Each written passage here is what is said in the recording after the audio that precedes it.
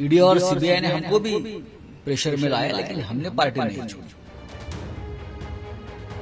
या किसी को वहाँ मौका देना वो उनका इंटरनल इश्यू है। नमस्कार, मैं निपुण सहगल।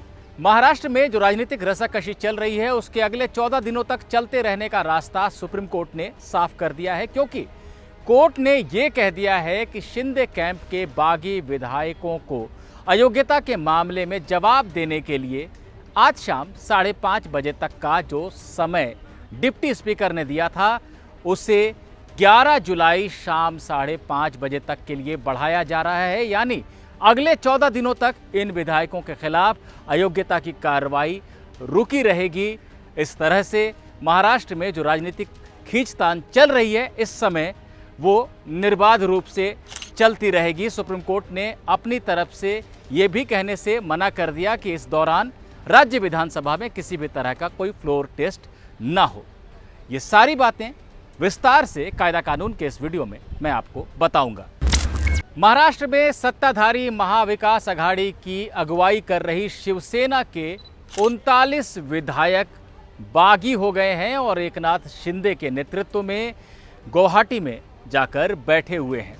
एकनाथ शिंदे जो इस गुट के अगुवा हैं और इसी कैंप के एक और विधायक भरत गोगावले ने सुप्रीम कोर्ट में याचिका दाखिल कर ये कहा था कि राज्य विधानसभा के डिप्टी स्पीकर उनके खिलाफ अयोग्यता की कार्रवाई कर रहे हैं, जो बिल्कुल गलत है, क्योंकि डिप्टी स्पीकर को पद से हटाने का प्रस्ताव 21 जून को दिया गया था, उसे खारिज कर दिया गया और डिप्टी स्पीकर ने अपने खिलाफ प्रस्ताव लंबित होने के बावजूद विधायकों के खिलाफ अयोग्यता की कार्रवाई शुरू कर दी, जो उन्हें नहीं करनी चाहिए थी।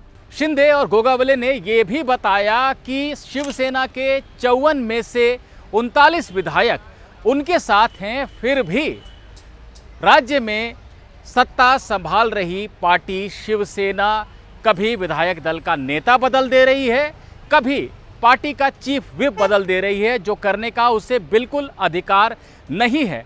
और अल्पमत के समर्थन वाला चीफ व्हिप बहुमत के विधायकों को कार्यक्रमों में पार्टी के आने का न्योता दे रहा है, आदेश दे रहा है और उसका पालन न करने पर यह कह रहा है कि अब आपने पार्टी की सदस्यता छोड़ दी है, और इसे आधार बनाकर डिप्टी स्पीकर को अयोग्य करार देने का इन विधायकों को आवेदन दिया जा रहा है। और डिप्टी स्पीकर भी जब उनके खिलाफ खुद पद से हटाने का प्रस्ताव लंबित है तब हड़बड़ी में सारे मामले को सुन रहे हैं। यानी पूरी तरह से सत्ता का दुरुपयोग करके विधायकों को अयोग्य करार देने की कोशिश की जा रही है ताकि सत्ता बची रहे।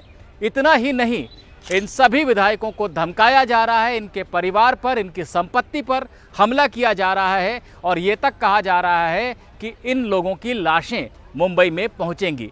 इन तमाम बातों को जस्टिस सूर्यकांत और जस्टिस जमशेद पारदीवाला की बेंच ने विस्तार से आज सुना। शिंदे कैंप की तरफ से वरिष्ठ वकील नीरज किशन कौल ने विस्तार से सारी बातों को जजों के सामने रखा। उन्होंने 2016 में अरुणाचल विधानसभा से जुड़े नबाम रेबिया बनाम डिप्टी स्पीकर मामले में सुप्रीम कोर्ट के संविधान पीठ के फैसले का हवाला दिया और ये बताया कि सुप्रीम कोर्ट भी ये कह चुका है कि जब विधानसभा के स्पीकर या डिप्टी स्पीकर के खिलाफ खुद ही उन्हें पद से हटाने का प्रस्ताव लंबित हो तब उन्हें विधायकों की अयोग्यता पर सुनवाई नहीं करनी चाहिए। जज इस दलील से आश्वस्त नजर आए, लेकिन इस बीच विपक्षी खेमे के यानी कि उद्धव खेमे से एक एक करके वकीलों ने बोलना शुरू किया। सबसे पहले अभिषेक मनु सिंघवी ने अपनी बातें रखी और उन्होंने ये कहा कि नबाम रेबिया मामले का उदाहरण गलत तरीके से दिया जा रहा है।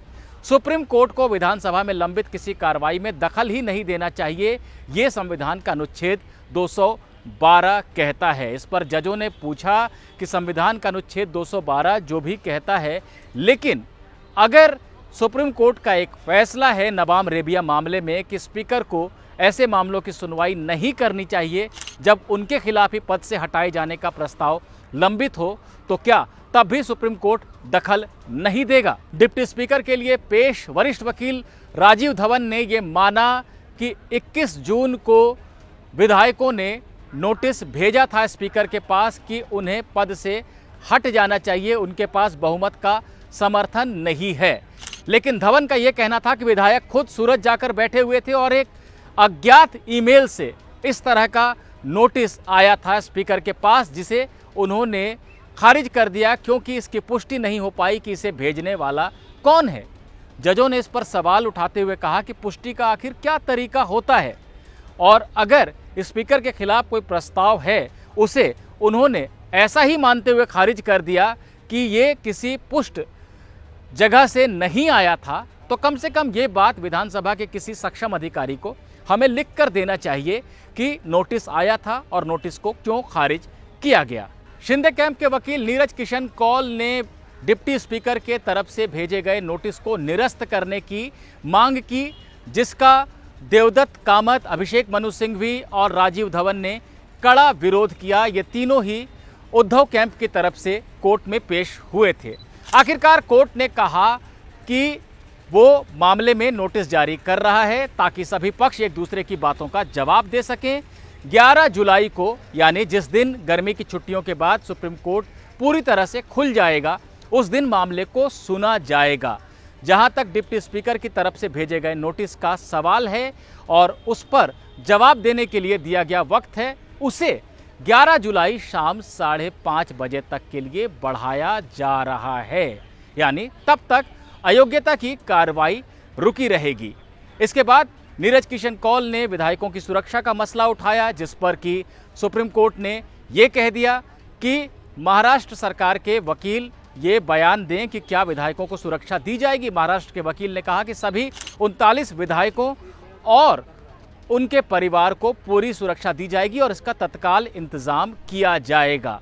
इस बीच उद्धव कैंप के वकील देवदत्त कामत ने सुप्रीम कोर्ट से ये मांग की कि जब 11 जुलाई तक के लिए सुनवाई को टाला जा रहा है, तब सुप्रीम कोर्ट ये भी कह दे कि इस दौरान कोई फ्लोर टेस्ट नहीं होगा। लेकिन कोर्ट ने ऐसा कुछ भी कहने से मना कर दिया। जजों ने कहा, हम पूर्वानुमान पर कोई आदेश नहीं देते हैं, अगर कोई ऐसी स्थिति बनेगी तो आप हमारे पास आ सकते हैं, हमारे रास्ते, हमारे दरवाजे सबके लिए खुले हुए हैं।